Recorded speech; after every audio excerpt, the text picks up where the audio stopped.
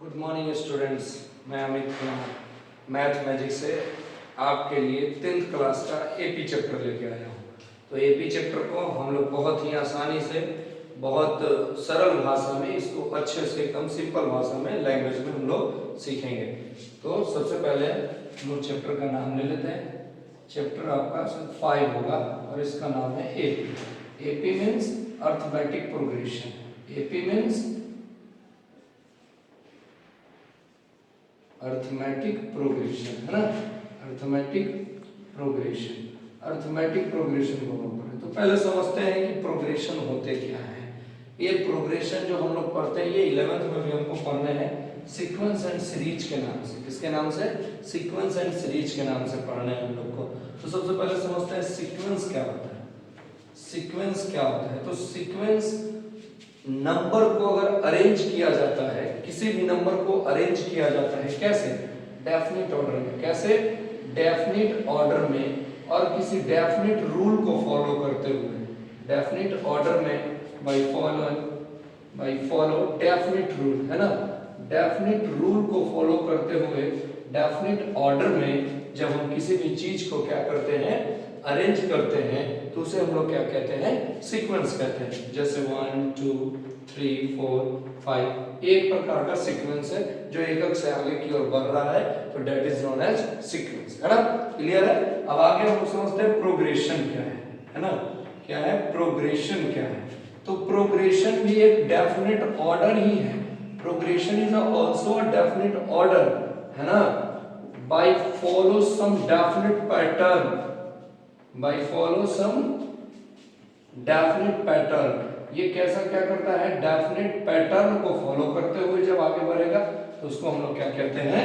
Progression कहते हैं। Definite pattern को, जैसे कहने का मतलब कि यहाँ पे 3, तो 3 के बाद आपके आगे 5, 5 के बाद 7, 7 के बाद 9, 9 के बाद 11, यानी यहाँ से यहाँ जाने में 2 का अंतर, यहाँ से यहाँ भी 2, यहाँ से यहाँ भी 2 प्लस होते जा रहे हैं, और यहाँ से यहाँ भी 2 प्लस हो रहे हैं। यानी एक डेफिनेट ऑर्डर को ये फॉलो कर रहे हैं, डेफिनेट पैटर्न को फॉलो कर रहे हैं, that is known as progression. Progression are broadly divided into 3 groups. Progression कितने ग्रुप में बांटे गए हैं? 3 ग्रुप में बांटे गए हैं।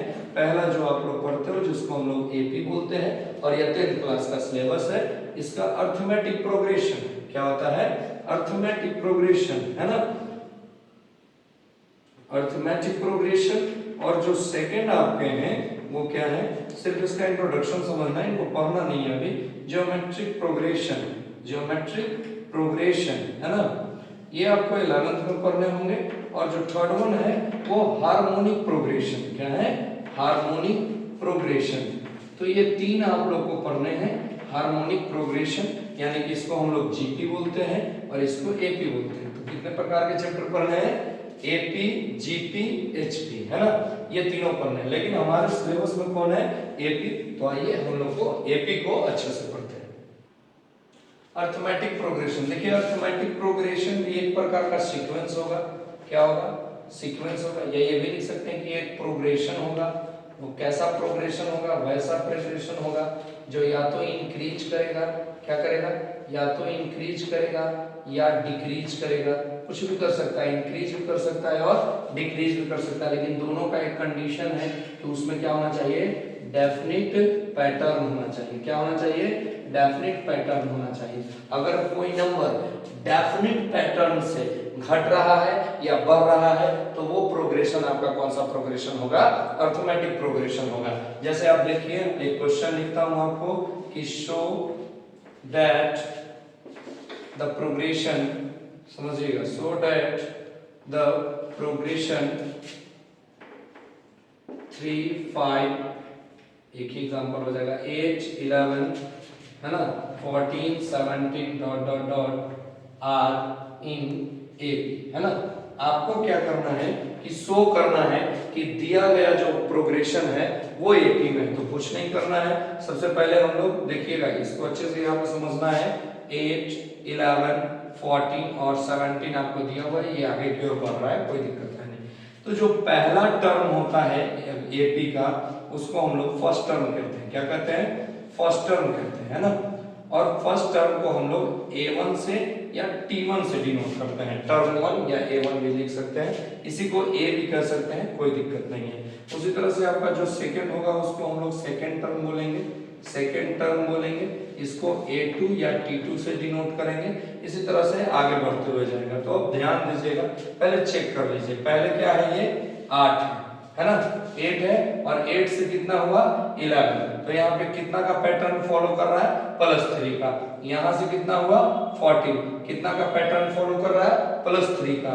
14 से कितना हुआ 17, कितना का पैटर्न फॉलो कर रहा है, 3 का। तो एक डेफिनिट पैटर्न फॉलो कर रहा है, क्या कर रहा है, डेफिनिट पैटर्न फॉलो कर रहा है, कितना का, +3 का। +3 से ये आगे बढ़ते जा रहा है, बढ़ते जा रहा है। तो जब डेफिनेट पैटर्न करेगा, यानी सही बात है कि जो दिया गया प्रोग्रेशन है वो आपका किस में है, एपी में है। ठीक है, ये क्लियर है, आप यहाँ तक क्लियर से मतलब अच्छे से समझ लीजिए कि कोई भी प्रोग्रेशन अगर डेफिनेट पैटर्न से बढ़ रहा हो तो वो आपका किस में हो जाएगा, एपी में हो जाएगा। ठीक है, चलिए तो पहले हम लोग समझते हैं जो अर्थमेटिक प्रोग्रेशन लिख रहे थे उसका अगर टर्म रहेगा तो उसमें जैसे लिखा हुआ था, अभी एग्जांपल दिए 8, 11, 14, 17 डॉट डॉट डॉट डॉट। तो याद रखिएगा जो फर्स्ट टर्म होते हैं उसको हम लोग ए बोलते हैं, सेकंड टर्म वाले को अगर A2 बोलेंगे, थर्ड टर्म को A3 बोलेंगे, फोर्थ टर्म को A4 बोलेंगे।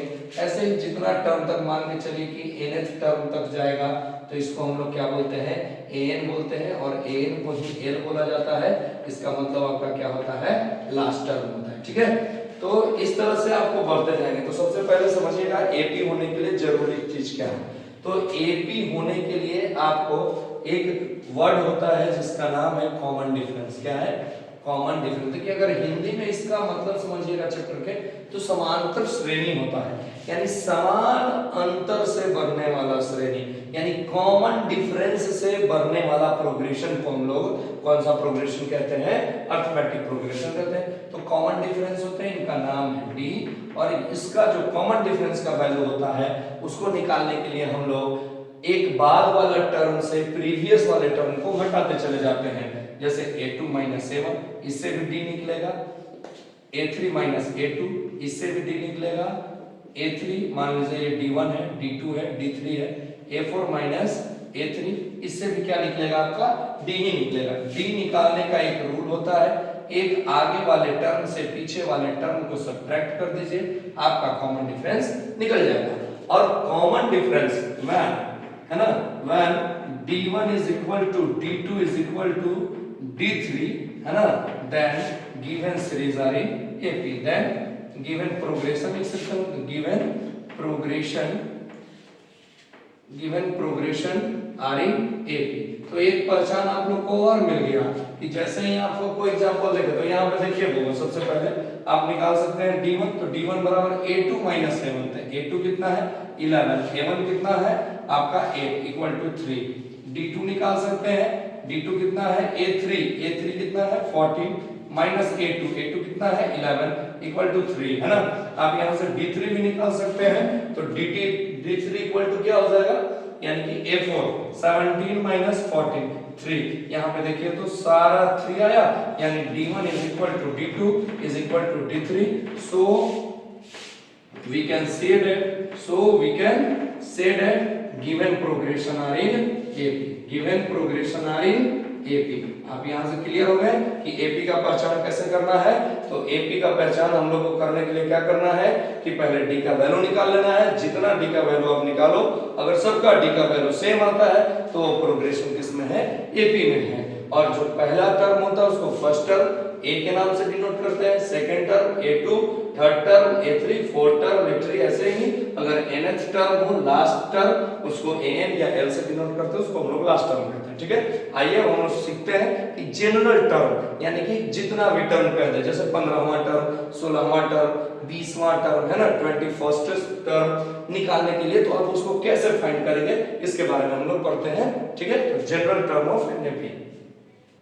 चलिए देखिए, to find the general term of NAP, यानी कि AP का हम लोग कोई भी टर्म निकालने के लिए किस फार्मूला का इस्तेमाल करेंगे, उस फार्मूला को ही अभी हम लोग बना लेते हैं ना। तो पहला हम लोग क्या पढ़े थे कि what is first term. First term अभी पढ़े थे। फर्स्ट टर्म क्या होता है, ए होता है। फर्स्ट टर्म क्या होता है? ए होता है। अगर आपको सेकेंड टर्म निकालना हो, क्या निकालना हो? सेकेंड टर्म निकालना हो, तो सेकेंड टर्म का मतलब क्या होता है? उसमें ए जुड़ जाएगा तो ए प्लस डी, है ना। अगर थर्ड टर्म निकालना हो, है ना, एक प्रोग्रेशन का मतलब था थर्ड टर्म निकालना हो तो ए प्लस डी में एक बार और कौन जुड़ जाएगा? डी। तो इसको क्या लिख सकते हैं? ए प्लस 2d, है ना। इसी तरह से अगर आपको फोर्थ टर्म निकालना हो, है ना, कौन सा टर्म निकालना हो? फोर्थ टर्म निकालना हो, तो हम लोग क्या करेंगे? a प्लस 2d, यानी कि थर्ड टर्म में किसको जोड़ देंगे? d को, यानी कितना आ जाएगा? a plus 3d। इसी तरह से आपको फिफ्थ टर्म निकालना हो, तो फिफ्थ टर्म निकालने के लिए क्या करेंगे? a प्लस 3d, यानी कि फोर्थ टर्म में किसको जोड़ देंगे? d को जोड़ देंगे, तो a प्लस 4d हमारा क्या आ जाएगा? Fifth term. तो यहाँ से आप एक बात गौर कर सकते हैं, है ना, एक बात आप गौर करके nth टर्म निकाल लीजिए। nth टर्म का मतलब होता है जनरल टर्म। n की जगह पे जितना वैल्यू पुट करेंगे उतना वहां टर्म आपका निकलते चला जाएगा, है ना। तो nth टर्म निकालने के लिए देखिए एक बात गौर कीजिएगा कि यहाँ पे थर्ड टर्म था तो a प्लस 2d था, यानी a घटा के d से मल्टीप्लाई। फोर्थ टर्म था तो a प्लस 3d था। फिफ्थ टर्म था तो a प्लस 4d था। उसी तरह से अगर nth टर्म रहेगा तो a प्लस n में से एक घटा के d से गुना कर देंगे, तो ये जो फॉर्मूला हमारा निकलेगा वो किसका निकलेगा? nth टर्म का निकलेगा। किसका फॉर्मूला निकलेगा? nth टर्म का निकलेगा, है ना। और ये अगर nth टर्म का जो फॉर्मूला है उसको अगर आप देखना चाहें तो क्या होगा कि nth टर्म का फॉर्मूला जो अभी हम लोग निकाले, nth टर्म बराबर, इसको हम लोग बहुत सारे नाम से जानते हैं। an लिखा रहे फिर भी नहीं घबराना है, tn लिखा रहे फिर भी नहीं घबराना है, और l लिखा रहे, ये सब एक ही है। सबका मतलब क्या है? nth term. तो इनका फॉर्मूला भी हम लोग क्या पढ़े? a प्लस n माइनस 1 गुने d, और इसी को हम लोग जनरल फॉर्मूला बोलते हैं। तो general term of an AP, जैसे कि आपको मान के चलिए कि क्वेश्चन दे देगा फाइंड 17th टर्म। क्या दे देगा? Find 17th term. तो आप कैसे निकालिएगा? तो जनरल फार्मूला का इस्तेमाल करेंगे, यानी आपको 17th टर्म बोला है तो n के जगह 17 रखना है, तो फार्मूला क्या था? a plus n minus 1 into d। अगर nth टर्म पूछेगा तो 17th टर्म पूछा तो इसका मतलब क्या है कि a प्लस कितना? 17 माइनस 1 इंटू d, यानी 17th टर्म का फार्मूला क्या हो गया? a plus 16d। तो इस जनरल फार्मूला की मदद से आप कोई भी टर्म को आसानी से क्या कर सकते हैं? फाइंड आउट कर सकते हैं। आइए देखिए स्टूडेंट्स, एक क्वेश्चन देखते हैं। Find the 16th term of an AP. 16वां टर्म निकालना है एपी का। तो सबसे पहले 16वां टर्म के लिए फार्मूला क्या होगा? तो अभी आप लोग को nth टर्म यानी कि an का फार्मूला लिखवाए थे। क्या लिखवाए थे? a plus n minus 1 into d। तो यहाँ पे हमको कितना फार्मूला चाहिए? a 16 का। क्यों? क्योंकि हमको कौन सा टर्म निकालना है? 16th टर्म निकालना है। तो a प्लस n के जगह 16 माइनस 1 इंटू डी, यानी a 16 बराबर क्या आ जाएगा? a plus 15d। यानी हमको यही वैल्यू निकालना है a प्लस 15d का, ठीक है। तो ये आपको फार्मूला रखना है, इस पे आपको वैल्यू फाइंड करना है। तो सबसे पहले ap को अब लिख लेते हैं कि दिया गया ap क्या है। तो दिया गया जो ap है 3 है, 5 है, 7 है, 9 है, डॉट डॉट डॉट डॉट, है ना। तो सबसे पहला बात जो फर्स्ट टर्म होता है उसको हम लोग a से डिनोट करते हैं। तो a का वैल्यू कितना हो गया? 3। a का वैल्यू कितना हो गया? 3। और d का वैल्यू जब निकालेंगे तो क्या होता है? a2 माइनस a1, यानी d बराबर कितना हो जाएगा? 5 माइनस 3, d बराबर कितना आ गया? 2। तो a का और d का जब वैल्यू हमारा निकल गया तो a 16 का वैल्यू निकालना है। तो a 16 बराबर क्या होगा? a प्लस कितना था? 15d। a plus 15d। तो a का वैल्यू कितना था? 3 और प्लस 15 और d का वैल्यू 2, यानी 3 प्लस 30 इक्वल टू 33 आपका क्या हो जाएगा? आंसर हो जाएगा, है ना। तो जो इसका टर्म नंबर कितना? 16वां होगा, यानी कि 16th टर्म जो होगा, 16th टर्म जो होगा वो कितना होगा? 33 होगा। क्लियर है? चलिए एक और क्वेश्चन देखते हैं। बोलता है which term of an AP is इतना इतना इतना, यानी कि यहाँ पे आपको किसका वैल्यू निकालना है? n का ही वैल्यू निकालना है। नंबर ऑफ टर्म, कौन सा टर्म इस दिए गए एपी का कौन सा टर्म कितना हो जाएगा, 81 हो जाएगा। ये बात निकालना है, यानी एन का वैल्यू आपको फाइंड करना है। ए का वैल्यू जानते हैं, जो पहला टर्म होता है उसको हम लोग ए बोलते हैं। डी का वैल्यू निकालने के लिए a2 a1 करते हैं, यानी d बराबर 9 - 5, d का वैल्यू कितना हो जाएगा 4। तो अब हमको n का टर्म, अच्छा एक और चीज दिया हुआ है, जो आपका n है लास्ट टर्म है वो दिया हुआ है। लास्ट टर्म कितना है 81। तो यहाँ से हम लोग फार्मूला लगाएंगे, an बराबर a plus n minus 1 into D, और an का वैल्यू कितना हो गया 81, a का वैल्यू 5 प्लस n तो मालूम नहीं, n माइनस 1 इंटू डी का वैल्यू कितना 4 है ना। अब इधर 81 और ये माइनस कितने हो जाएंगे 5 इक्वल टू क्या हो जाएगा 4n माइनस 4, यानी कि 81 माइनस 5, ये माइनस में इधर आ जाएंगे प्लस में, इक्वल टू 4n है ना। तो यहाँ पे हो जाएंगे कितना 85, और 85 में से 5 गया तो 80 इक्वल टू 4n है ना। तो यहाँ पे क्या आ गया आपका 4n बराबर 80, यानी n इक्वल टू कितना आ गया 80/20, तो 80/4 यानी कि 20, यानी कौन सा टर्म का वैल्यू कितना होगा, तो लिख सकते हैं 20th टर्म इज 81 है ना। तो जो दिया गया एपी है उसका 20वां टर्म आपका कितना होगा 81 होगा। क्लियर है। देखिए अब इसका जो सेकंड टॉपिक है, सेकंड एक्सरसाइज बोल सकते हैं, वो क्या है, sum of any term of AP, यानी कि जितने भी टर्म एपी के दिए हुए हैं उनका योग कैसे निकालना है, समेशन कैसे निकालना है, सम कैसे निकालना है। तो सम ऑफ एपी को हम लोग एसएन से डिनोट करते हैं। एसएन बराबर फॉर्मूला क्या होता है n/2 into 2a plus n/2 into a plus l है ना। ये एक फॉर्मूला आपका होता है जो कि सिंपल फार्मूला है। Sn बराबर क्या होता है, Sn बराबर n/2 into a plus l, लेकिन इसमें एक खासियत होता है कि आपको a भी मालूम होना चाहिए और l भी मालूम होना चाहिए, तब इस फार्मूला का इस्तेमाल करेंगे। ठीक है, तो एक फार्मूला समेशन के लिए क्या होता है n/2 into a plus l, लेकिन एक और फार्मूला होता है, एक और कुछ फार्मूला नहीं होता है, इसी फार्मूला को एक्सपेंड कर देते हैं हम लोग। तो इसको क्या लिख सकते हैं n/2 into a plus l को हम लोग क्या लिख सकते हैं, l को लिख सकते हैं a plus n minus 1 into D, क्योंकि हम पहले ही आप लोगों को पढ़ा चुके हैं l किसको बोलते हैं an को बोलते हैं है ना। तो a plus n minus 1 into D, तो Sn बराबर क्या हो जाएगा फॉर्मूला n/2 इंटू क्या हो जाएगा 2a plus n minus 1 into D. ये आपका किसका फार्मूला होगा, Sn का दोनों फार्मूला हो गया, यानी इस फार्मूला की मदद से आप सम किसी भी टर्म का एपी का निकाल सकते हैं। जैसे देखिए हम क्वेश्चन दे देते हैं, find the sum of 10 term of AP 3, 5, 7, 9 ... है ना। कि मतलब क्वेश्चन क्या है कि सम निकालना है, कितने टर्म का सम निकालना है 10 टर्म का सम निकालना है एपी का, जिसका दिया हुआ है। तो सबसे पहले हमें टर्म कितने निकालने हैं, यानी n का वैल्यू कितना दिया, तो 10 टर्म का निकालना है। a का वैल्यू क्या हो जाएगा 3, और आपका d का वैल्यू निकालने के लिए वही a2 - a1 5 - 3, यानी d का वैल्यू कितना हो जाएगा 2। अब इसके बाद हम लोग फार्मूला लगा देंगे, Sn बराबर n/2 into 2a plus n minus 1 into d है ना। अब यहाँ पे लगाइए Sn बराबर क्या हो गया, n का वैल्यू कितना, n का वैल्यू 10, तो 10/2 इंटू 2a, तो 2a का वैल्यू कितना है 3 है ना, प्लस 10 माइनस 1 इंटू d का वैल्यू कितना है 2 है ना।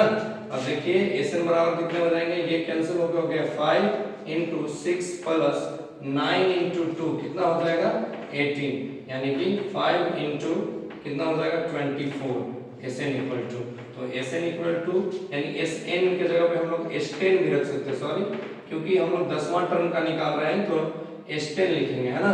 तो 10 यहाँ पे तो सॉरी ये फॉर्मूला था, तो S10 बराबर क्या हो गया 24 × 5 = 120, आपका 120 हो गया आंसर हो गया। क्लियर है पूरी तरह से। तो Sn भी यहाँ पे आपका खत्म हो गया है ना। अब देखिए इसमें एक ऐसा क्वेश्चन आपको देते हैं जिसमें इसका फार्मूला यूज हो है ना, ये फार्मूला का इस्तेमाल कर देते हैं। चलिए जो बोले वो क्वेश्चन देखिए, फाइंड द सम ऑफ, निकालना है जिसमें आपका एपी दिया हुआ है। एपी क्या दिया हुआ है, 25 दिया हुआ है, 28 दिया हुआ है, 31 दिया हुआ है और डॉट डॉट डॉट डॉट 100 दिया हुआ है ना। यानी आपका ए का वैल्यू कितना दिया, 25, और ए एन, यानी इसी को हम लोग एल के नाम से जानते हैं, एल का वैल्यू कितना दिया, 100 दिया है ना। ए एन दिया, ए दिया, ए एन दिया, ठीक है। और आपको डी का वैल्यू निकालना आता है, सेकंड टर्म में से फर्स्ट टर्म को घटा दीजिए, तो 28 - 25 = 3। तो आपको अब एसएन निकालना है ना। ओ सॉरी, एसएन निकालने से पहले आपको एन का वैल्यू फाइंड करना पड़ेगा। क्या क्या फाइंड करना पड़ेगा, एन का वैल्यू फाइंड करना पड़ेगा। तो एन बराबर, ए एन बराबर क्या फार्मूला पढ़ाए थे, a + n - 1 * d। तो an का वैल्यू यानी लास्ट टर्म का वैल्यू कितना दिया है, 100 = a का वैल्यू 25 + n - 1 * 3। तो 100 - 25 = 3n - 3 है ना। तो 75 और ये माइनस है तो इधर आके प्लस हो जाएंगे, = 3n, यानी 78 = 3n। तो n = कितने हो जाएंगे, 78/3 है ना। तो 2 और 6, यानी कि n का वैल्यू कितना आ गया आपका, 26 है ना। अब आप आसानी से एसएन निकाल सकते हैं। एसएन निकालना है हमको, एसएन निकालना है तो एसएन बराबर क्या फॉर्मूला बताए थे, n/2 * a + l। तो s26 निकालना है, तो n का वैल्यू 26/2 अपॉन a का वैल्यू कितना है, 25 और प्लस l का वैल्यू कितना था, 100 है ना। तो कितना हो गया, 13 × 125, ठीक है। अब इसको आप मल्टीप्लाई कर लेंगे, कितना हो जाएगा, 13 5 से कितना होता है, 65। तो 5 कैरी बचा 6 और 26 और 6 32, 3 और 33, यानी 1625 आपका क्या हो जाएगा, आंसर हो जाएगा है ना।